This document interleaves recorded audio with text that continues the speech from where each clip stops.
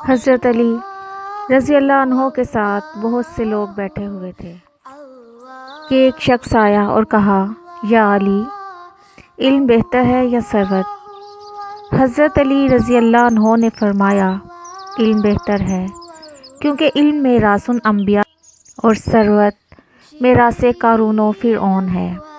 دوسرا شخص آیا اور کہا، مولا، ایک سوال ہے، علم بہتر ہے یا ثروت؟ فرمایا، علم بہتر ہے، کیونکہ علم تمہاری حفاظت کرتا ہے جبکہ ثروت کی تمہیں حفاظت کرنا پڑتی ہے۔ تیسرا شخص آیا، مولا، علم بہتر ہے یا ثروت؟ فرمایا، علم بہتر ہے، کیونکہ عالم کے دوست زیادہ ہوتے ہیں جبکہ ثروت مند کے دشمن زیادہ ہوتے ہیں۔ چوتھا شخص آیا، یا علی، علم بہتر ہے یا ثروت؟ فرمایا، علم بہتر ہے، کیونکہ علم تقسیم کرنے سے بڑھتا ہے جبکہ ثروت تقسیم کرنے سے کم ہوتی ہے۔ پانچواں شخص آیا، یا علی، علم بہتر ہے یا ثروت؟ فرمایا، علم بہتر ہے، کیونکہ لوگ عالم شخص کو بزرگوار اور باعظمت سمجھتے ہیں جبکہ ثروت مند کو کنجوس و خسیس سمجھتے ہیں۔ چھٹا شخص آیا، یا ابو الحسن علیہ السلام، علم بہتر ہے یا ثروت؟ فرمایا، علم بہتر ہے، کیونکہ علم کے چوری ہونے کا ڈر نہیں ہوتا جبکہ ثروت و مال کے چوری ہونے کا ہمیشہ خدشہ رہتا ہے۔ ایک اور شخص داخل ہوتا ہے، یا علی، علم بہتر ہے یا ثروت؟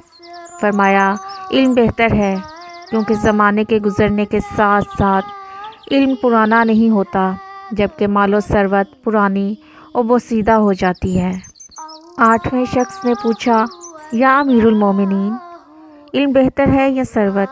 فرمایا، علم بہتر ہے، کیونکہ علم دنیا اور آخرت میں تمہارے ساتھ ہے جبکہ مال و ثروت فقط دنیا میں ہی تمہارے ہمراہ ہے۔ لوگ حیرانگی کے عالم میں حضرت علی رضی اللہ عنہ کو دیکھ رہے تھے کہ ایک اور شخص بولا، یا علی، علم بہتر ہے یا ثروت؟